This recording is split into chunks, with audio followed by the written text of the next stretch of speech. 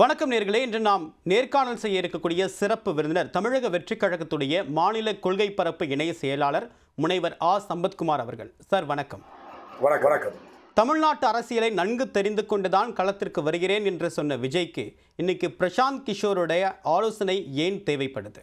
தேர்தல் வியூக வடிவமைப்பாளர்களுடைய ஆலோசனையை கேட்பது என்பது இது புது நடைமுறையெல்லாம் கிடையாது. இது ஏற்கனவே தமிழ்நாட்டில் பல ஆண்டுகளாக இது போன்ற ஒரு நடைமுறை இருக்கிறது. தேசிய அளவிலும் ஏன் சர்வதேச அளவிலும் கூட தேர்தல் வியூக வடிவமைப்பாளரிடம் ஆலோசனை கேட்பது என்பது வழக்கமான ஒன்று. நீங்கள் அமெரிக்காவில் பராக் ஒபாமா வீக்கெண்ட் சேஞ்சிலிருந்து ஆரம்பித்து இன்றைக்கு பாஜகனுடைய மாண்புமிகு பிரதமர் மோடி அவர்கள் வரைக்கும் கடந்த சட்டமன்ற தேர்தலில் திராவிட முன்னேற்ற கழகத்திற்கும் இது போன்ற தேர்தல் வியூக வடிவமைப்பாளருடைய ஆலோசனை கேட்டுத்தான் அவர்கள் தேர்தலை சந்தித்திருக்கிறார்கள், அதில் வெற்றியும் பெற்றிருக்கிறார்கள். இப்போ எங்களுடைய தலைவர் தளபதி அவர்கள் சில தேர்தல் வியூக வடிவமைப்பாளர்களை சந்திக்கிறார் என்றால் அது ஒரு ஆலோசனையை அவர் கேட்கிறார். ஒரு தேர்தலை சந்திக்கின்ற பொழுது பலரிடம் ஆலோசனை கேட்பது தவறல்ல. ஆலோசனைகளை யாரிடம் கேட்டாலும் இறுதி முடிவு என்பதை எங்களுடைய தளபதி தான் எடுப்பார், எங்கள் தலைவர் தான் எடுப்பார். எனவே எங்கள் தளபதிக்கு இந்த ஒட்டுமொத்த 234 சட்டமன்ற தொகுதியினுடைய கள நிலவரமும் மக்களுடைய மனப்பான்மையும் அவர் நன்கு அறிந்து கொண்டிருக்கிறார். எனவே இந்த ஆலோசனையை கேட்பது தவறு அல்ல என்பதுதான் எங்களுடைய கருத்து. பிரசாந்த் கிஷோரை தேர்ந்தெடுப்பதற்கான காரணம் என்ன? மோடி பிராண்ட்ல அவருடைய சக்சஸ் தான் அதற்கு காரணமா? அதாவது இன்றைக்கு இந்தியாவில் இருக்கக்கூடிய முன்னணி தேர்தல் வியூக வடிவமைப்பாளரில் திரு பிரசாந்த் கிஷோர் அவர்கள் ஒருவர். ஆனால் அவர் இன்றைக்கு தனியாக ஒரு கட்சியை தொடங்கி பீகாருடைய சட்டமன்ற தேர்தலில் போட்டியிடப் போகிறார். முழு நேரமாக யாருக்கும் அந்த எலெக்ஷன் ஸ்ட்ராட்டஜியை வடிவமைத்துக் கொடுக்கக்கூடிய வேலையை அவர் செய்வதில்லை என்பதை ஏற்கனவே வெளிப்படையாக அவர் அறிவித்திருக்கிறார்.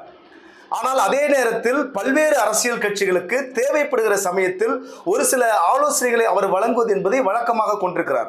அந்த வகையில் எங்களுடைய தமிழக வெற்றி கழகத்தினுடைய தலைவர் அவர்களை அவர் சந்தித்திருக்கலாம். அவர் ஒரு சில யோசனைகளை ஒரு ஆலோசனைகளை வழங்கியிருக்கலாம். அந்த ஆலோசனைகளை இவர் தான் கொடுக்கணும் அப்படிங்கிற எந்த ஒரு எதிர்பார்ப்பும் இல்லை. எல்லார்ட்டையுமே கேட்கக்கூடிய ஒன்று தான். எங்கள் தலைவர் ஒரு விஷயத்தில் இறங்குறதுக்கு முன்னாடி அந்த துறையில் நிபுணராக இருக்கக்கூடிய பலரிடம் யோசனை கேட்பதை வழக்கமாக கொண்டிருக்கிறார்.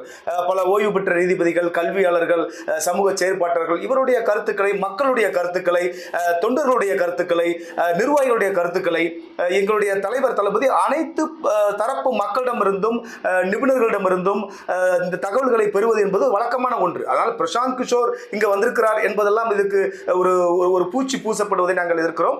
இது வழக்கமான ஒரு ஆலோசனை கேட்கக்கூடிய ஒரு செய்தி தான். இதில் நீங்கள் பிரசாந்த் கிஷோர் என்பதனால் கூடுதல் முக்கியத்துவத்தை ஊடகங்கள் கொடுக்கின்றன. பிரசாந்த் கிஷோருடைய குறைந்தபட்ச கன்சல்டேஷன் ஃபீஸ் 100 கோடி ரூபாய்க்கு மேல அப்படின்னு அவரே பல மேடைகளை சொல்லியிருக்காரு. அதை கொடுப்பதற்கு தமிழக வெற்றி கழகம் தயாரா இருக்கா? இல்லை, நீங்க இது முழுமையா புரிஞ்சுக்கணும். ஒரு சாதாரண ஒரு 2 நாள் ஆலோசனை என்பது ஒரு இயல்பான ஒன்று. இதற்கு நீங்கள் சொல்வது போல ஒரு பெரும் தொகை அப்படிங்கிறதெல்லாம் நம்ம அதை ஏற்றுக்க முடியாது. இது ஒரு ஹைப்போதெட்டிக்கல் கொஸ்டின், ஒரு யூகமான கேள்வியாக தான் பார்க்குறோம். ஏன்னா எங்கள் கட்சிக்குன்னு சொல்லி சில தேர்தல் ஒரு வடிவமைப்பாளர் ஒரு குழு இருக்கிறது. அதை செயல்படுத்துவதற்கு எங்களுடைய நிர்வாகிகள் இருக்கிறாங்க, உயர்மட்ட நிர்வாகிகள் இருக்கிறாங்க.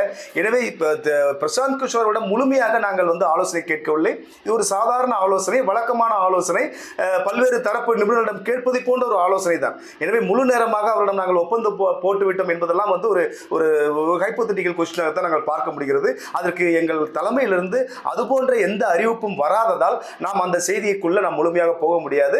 அதை பற்றி கருத்தும் கூற முடியாது. மிதமிஞ்சிய பணம் தான் பிரசாந்த் கிஷோர் போன்ற ஸ்ட்ராட்டஜிஸ்டை தேடி செல்லக்கூடிய காரணம் அப்படின்னு சொல்லிட்டு சீமான் கடுமையான விமர்சனத்தை முன் வச்சிருக்காரு. பணக்கொழுப்பு தான் இதற்கு காரணமா? இல்லை, அந்த வார்த்தையே நம்ம முற்றிலுமாக எதிர்க்கிறோம். ஏன்னா அது ஒரு சபை நாகரிகம் இல்லாத வார்த்தை. அண்ணன் நாம் தமிழர் கட்சியுடைய தலைமை ஒருங்கிணைப்பாளர் அண்ணன் சீமான் மீது நமக்கு ஒரு மிகுந்த ஒரு அன்பும் மரியாதையும் இருந்தது. இப்பொழுது அது கொஞ்சம் குறைவாக இருக்கிறது. ஏன்னா தொடர்ச்சியாக மாநாட்டிற்கு முன்பு அவர் எங்களுக்கு கொடுத்த அந்த ஆதரவும், மாநாட்டிற்கு ஒரு மாபெரும் மாநாட்டிற்கு பிறகு அவர் எங்கள் மீது கொண்டிருக்கக்கூடிய நிலைப்பாடும் முற்றிலும் வேறாக இருக்கிறது. அப்போ அந்த வகையில் அவர் எங்கள் மீது ஒரு திறந்தாழ்ந்த விமர்சனத்தை முன்வைக்கணும் சொல்லி தான் இது போன்ற ஒரு பணக்கொழுப்பு போன்ற வார்த்தைகளை அவர் பயன்படுத்தியிருக்கிறார். இதற்கு எதிர்வினையாற்றக்கூடிய நாங்கள் கூட எந்த ஒரு வகையிலும் அந்த அளவிற்கு இறங்கியெல்லாம் வார்த்தைகளை பயன்படுத்தலை. இன்னும் சொல்ல போனால் இது எல்லாருமே கேட்கறது. ஏன் அண்ணன் சீமான் அவர்களே ஒரு தொகுதிக்கு இது போன்ற ஆலோசனை கேட்டதாக இங்கே நம்மகிட்ட ஆதாரம் இருக்குது. அனைத்து கட்சிகளுமே அவர்களுடைய தரத்திற்கு ஏற்ப ஒரு ஆலோசகரிடம் வந்து ஆலோசனை கேட்பது வழக்கமான ஒன்று. அதுல தமிழக வெற்றி கழகம் கேட்டதுதான் தப்பு அப்படின்னு சொல்ல முடியாது. பிறந்த மண்ணில் பீகாரில் ஜென் சுராஜ் என்ற கட்சியை தொடங்கி இடைத்தேர்தலை சந்தித்த பிரசாந்த் கிஷோர் 4 தொகுதிகளையும் படுதோல்வியை சந்திச்சிருக்காரு. அவர் எப்படி தமிழ்நாட்டில் உங்களுக்கு வெற்றியை தேடித்தர முடியும்? 2021 தேர்தலில் திரு பிரசாந்த் கிஷோருடைய ஐபேக் நிறுவனம் இன்றைக்கு தமிழ்நாட்டை ஆண்டு கொண்டிருக்கக்கூடிய திராவிட முன்னேற்ற கழகத்திற்கு தேர்தல் வியூகங்களை வடிவமைத்து கொடுத்தது அப்படிங்கிறது அனைவருக்கும் தெரிந்த ஒன்று. அவருடைய ட்ராக் ரெக்கார்டு எடுத்து பார்த்தீங்கன்னா அது சக்ஸஸ்ஃபுல் ரேட்டாக தான் இருக்குது. பீகாரில் உள்ள கள நிலவரம், அங்கே இருக்கக்கூடிய அரசியல் சமூக சூழல் அப்படிங்கிறது நம்ம தமிழ்நாட்டுக்கும் அதுக்கும் பொருந்தி போகுமான்னு தெரியல. அந்த விவாதத்துக்கு போகலை. ஆனால் இப்போவும் மறுபடியும் இந்த நேர்காணல் மூலமாக சொல்கிறது, திரு பிரசாந்த் கிஷோர் அவர்களை நாங்கள் தமிழக வெற்றி கழகம் முழுமையாக ஆலோசகராக ஏற்றுக்கொண்டதாக நாங்கள் இதுவரை எந்த முறையான அறிவிப்பையும் நாங்கள் வெளியிடாத பட்சத்தில் இது ஒரு சாதாரணமான வழக்கமான ஒரு ஆலோசனை கேட்கக்கூடிய நிகழ்வாகத்தான் நாங்கள் இதை பார்க்கிறோம். எங்கள் கட்சி அப்படித்தான் இதை பார்க்கிறது. நாங்கள் அதை கடந்து அடுத்த நகர்விற்கு நாங்கள் சென்று கொண்டிருக்கிறோம். திரள் நிதி பெறுவது தொடர்பாக சீமானை விமர்சனம் பண்ணியிருக்கீங்க. அது வழக்கமாக கொண்டிருக்காரு அப்படின்னு சொல்லிட்டு டொனேஷனே வாங்காமல் தமிழக வெற்றி கழகத்தால் கட்சி நடத்த முடியுமா? ஒரு அமைப்பு, அது எந்த அமைப்பாக இருந்தாலும் சரி, finance is the blood circulation of every organisation அப்படின்னு ஒரு வார்த்தையை சொல்லுவோம். எந்த ஒரு அமைப்பிற்கும் நிதி என்பது இரத்த ஓட்டம் மாதிரி. அப்போ நிதி இல்லாமல் ஒரு அமைப்பை, ஒரு கட்சியை நடத்த முடியாது. அது எந்த கட்சியாக இருந்தாலும் சரி, இதுவரை தமிழ்நாட்டில் அல்லது தேசிய அளவில் ஆண்ட கட்சிகளும் சரி, அல்லது ஆண்டு கொண்டிருக்கக்கூடிய கட்சிகளும் சரி, அல்லது துடிக்கின்ற கட்சிகளும் சரி, ஒரு நிதி இல்லாமல் நடத்த முடியாது. ஆனால் அந்த நிதி எங்கிருந்து வருகிறது? இப்போ நீங்கள் வந்து அண்ணன் சீமான் அவர்கள் திரள் நிதி என்கிற ஒரு விஷயத்தை வெளிப்படையாக பல பேட்டிகளில் ஊடகங்களுக்கு மத்தியில், பொதுமக்கள் மத்தியில் திரள் நிதி கொண்டு வந்தியா அப்படிங்கிற வார்த்தையெல்லாம் பல முறை கேட்டதனால் அதை நாம் அந்த விமர்சனத்தை அவர் முன்வைக்கிறோம். இப்போ நீங்கள் தமிழ்நாட்டு அளவில் 234 சட்டமன்ற தொகுதிகளிலும் இன்றைக்கு எங்களுடைய தமிழக வெற்றி கழகத்தினுடைய தோழர்கள் பல்வேறு நலத்திட்டங்களையும் கட்சி பணிகளையும் அவர்கள் தங்களுடைய சொந்த பணத்தை வைத்துத்தான் அவர்கள் வந்து நடத்தி கொண்டிருக்கிறார்கள். அதே வந்து ஒரு நிதி நாங்கள் வாங்குறோமா வாங்க மாட்டோமா அப்படிங்கிற அந்த விவாதத்துக்குள்ளே போகிறத விட நாங்கள் அதை இன்சிஸ்ட் பண்ணலை. நாங்கள் யார்ட்டையும் போய் நிதி கொடுங்கன்னு சொல்லியோ இதுவரை நாங்கள் அது போன்ற எந்த அறிவிப்பும் நாங்கள் கொடுத்ததில்லை. யாரிடம் நாங்கள் நிதி வாங்கியதாகவும் எந்த ஆதாரம் இல்லை.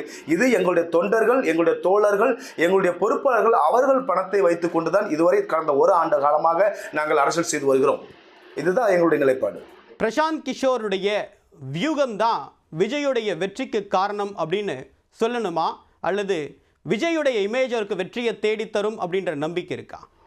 தமிழக வெற்றி கழகத்தினுடைய வெற்றி என்பது அதனுடைய கொள்கைகளை அடிப்படையாகத்தான் இருக்கும். எங்கள் தலைவருடைய தளபதியினுடைய புகழ் என்பது ஒரு ஃபேக்டர், அதை நம்ம இல்லைன்னு சொல்ல முடியாது. அது ஒரு முக்கியமான காரணி. ஆனால் தலைவருடைய புகழ் மட்டுமே எங்களுக்கு வெற்றியை தரும் அப்படின்னு சொல்லி எங்கள் தலைவர் வந்து அதை அவர் நம்பலை. எங்களுடைய கொள்கைகளை, நாங்கள் ஒரு மதச்சார்பற்ற சமூக நீதி அப்படிங்கிற ஒரு கொள்கையின் அடிப்படையில் ஒவ்வொரு செயல் திட்டத்தையும் எங்களுடைய தலைவர் அந்த வெற்றிகரமான மாநாட்டில் வெளிப்படையாக பிரகடனம் செய்திருக்கிறார். நாங்கள் நம்புவது எங்களுடைய கொள்கைகளை, எங்களுடைய செயல் திட்டங்களை, எங்களுடைய செயல்பாடுகளின் அடிப்படையில், எங்களுடைய தோழர்களுடைய உழைப்பின் அடிப்படையில், மக்கள் எங்கள் தலைவர் மீதும் எங்கள் கொள்கைகள் மீதும் கொண்டிருக்கக்கூடிய நம்பிக்கையின் அடிப்படையில் நாங்கள் வெற்றி பெறுவோம் என்று கூறுகிறோம். எனவே வெறும் புகழ் மட்டும் போதாது, அது ஒரு காரணி என்பதை நாம் மறுப்பதற்கில்லை. நாங்கள் முழுமையாக நம்புவது எங்களுடைய கொள்கைகளை, செயல் திட்டங்களை, உழைப்பை. நிறைய கருத்துக்களை எங்களோட பகிர்ந்துக்கிட்டீங்க. உங்களோட வருகைக்கும் கருத்து பயிருக்கும் மிக்க நன்றி திரு சம்பத்குமார். நன்றி சார்.